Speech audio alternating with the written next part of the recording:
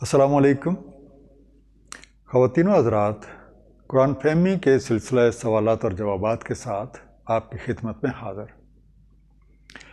आज का सवाल बहुत इंटरेस्टिंग है।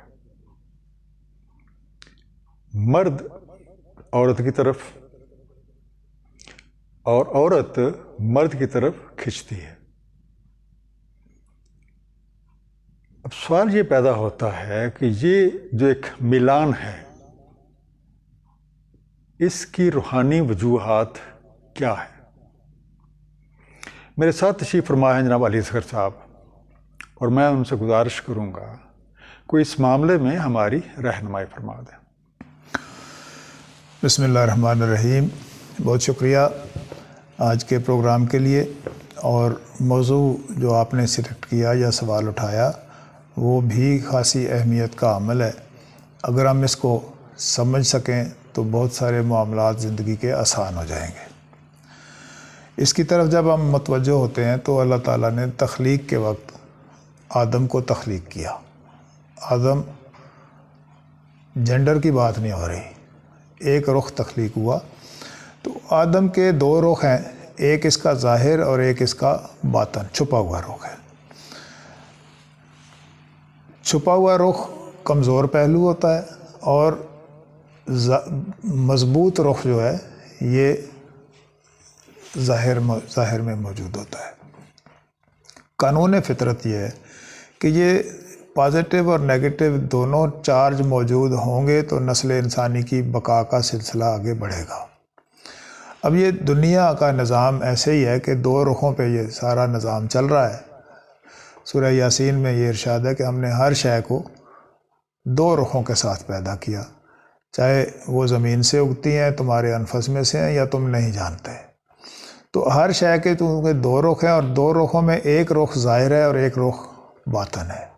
अब ज़ाहिर रुख में जो भी मिक़दारें काम कर रही हैं वो बातन रुख के अंदर जो मिक़दारें काम कर रही हैं उनसे डिफ़र करता है। और ये कशिश और गुरेज़ का कानून इसी तरह से होता है जैसे मैग्नेटिस के दो सेम पोल रिपेल करते हैं एक दूसरे को और डिफरेंट पोल्स अट्रैक्ट करते हैं। अब जो क्रोमोसोम का सिलसिला है वो भी इसी तरह से होता है कि मिक़दारों के कानून में अगर ये एक साइड गालिब आ जाए तो बच्चा मेल पैदा होता है, दूसरी साइड गालिब आ जाए तो वो फीमेल होता है। अब हम गौर करेंगे तो हर इंसान के अंदर, हर आदम के अंदर, चाहे वो मेल हो या फीमेल हो, उसके ये दोनों रुख मौजूद हैं। मर्द के अंदर मर्द वाला रुख गालिब है और मगलूब रुख औरत है। औरत के अंदर गालिब रुख औरत का है और मगलूब रुख मर्द का है।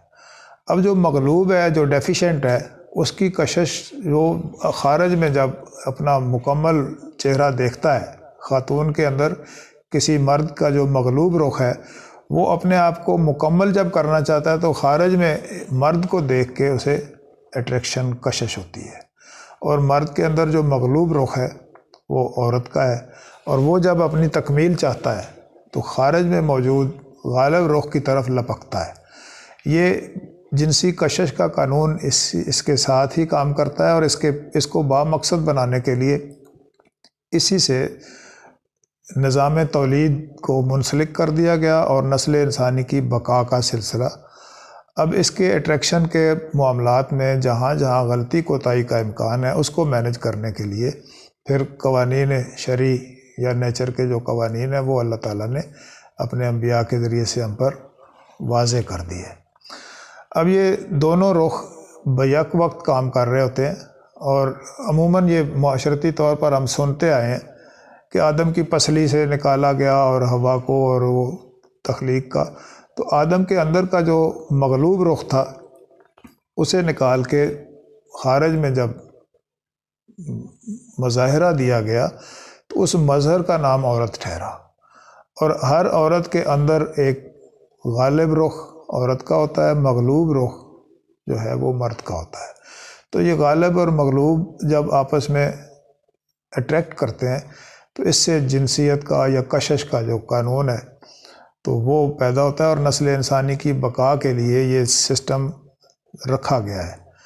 اب یہ بالکل اسی طرح سے ہے کہ کوئی بھی شخص جو غالب رخ میں موجود ہے اس کی حدبندیاں الگ سے ہیں، جو مغلوب رخ ہے اس کو کیسے مینج کرنا ہے۔ تو قرآن ہمیں بہت اچھے طریقے سے یہ گائیڈ کرتا ہے کہ معاشرتی قوانین میں اپنی خواتین کے ساتھ کیسے سلوک کرنا ہے، اور خواتین کے لیے جو احکامات ہیں کہ وہ اپنے مردوں کے ساتھ کیسے معاملات کریں۔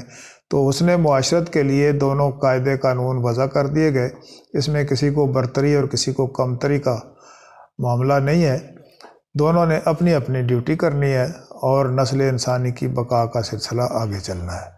تو یہ ایک نیچرل چیز ہے، اس کو اگر مس مینج کیا جائے تو خرابی اور فساد کی طرف بڑھتا ہے، اور اگر اس کو مینج کر لیا جائے تو اس نے معاشرت قائم ہوتی ہے اور سارا معاشرہ خوشحال ہوتا ہے، اور اللہ تعالیٰ کی رضا کہ قرآن میں یہ ارشاد کہ ہم نے کہا اے آدم تو اور تیری زوج جنت میں رہو، جہاں سے جی چاہے خوش ہو کے کھاؤ۔ تو خوش رہنے کا فارمولہ یہ ہے کہ اپنے آپ کو قاعدے قانون کے مطابق ایڈجسٹ کیا جائے اور دوسروں کی دل آزاری یا اپنے جوڑے کی دل آزاری سے بچا جائے۔ میں ایک مرتبہ اپنے بزرگوں کے پاس تھا تو انہوں نے اس بات کو اس طرح سے بیان فرمایا کہ بھئی قرآن میں لکھا ہوا ہے کہ تم مرد اور عورت جو ہو تم ایک دوسرے کا لباس ہو، میاں بیوی ایک دوسرے کا لباس ہوتے ہیں۔ تو بھئی جو بندہ اپنے ہی لباس کو گندا کرے، پھاڑنے کی کوشش کرے، اس پر داغ دھبے لگائے، تو وہ تو بھئی پاگل ہوتا ہے۔ اب جو اس نے معاشرت کے معاملات میں شخصی انا کی وجہ سے اپنی خواتین کے ساتھ بدسلوکی کرتے ہیں تو وہ اپنے ہی لباس کو گندا کرتے ہیں، اور جو خواتین اپنے لباس کو اپنے میاں کے ساتھ معاملات اچھا نہیں کرتی تو وہ اپنا ہی لباس یعنی پاگل پنے کا ثبوت دیتے ہیں۔ تو اس نے معاشرت کے لیے یہ دونوں رخ موجود رکھے گئے، قاعدے قوانین بتائے گئے، اور اسی کشش کے قانون کے تحت نسل انسانی کی بقا کا سلسلہ جاری ہے، اور اس نے معاشرت کو قائم رکھا جائے، یہ قاعدے قوانین قرآن میں موجود ہیں۔ اللہ تعالیٰ ہمیں عمل کرنے کی توفیق عطا فرمائے۔ بہت شکریہ سر، اللہ تعالیٰ آپ کو جزائے خیر دے۔ اور اس طرح پہلے ہمیں ایک بہت اچھے طریقے سے بریف کرتے ہوتے ہیں، بہت اچھے ایک وضاحت فرماتے ہیں، اسی طریقے سے آج بھی آپ نے سوال کا بہت ہی خوبصورت جواب دیا۔ اللہ تعالیٰ آپ کے علم میں اضافہ کرے، اور اللہ تعالیٰ ہم سب کو ان چیزوں کو سمجھنے کی اور سمجھ کے عمل کرنے کی توفیق عنایت فرمائے۔ السلام علیکم خواتین و حضرات۔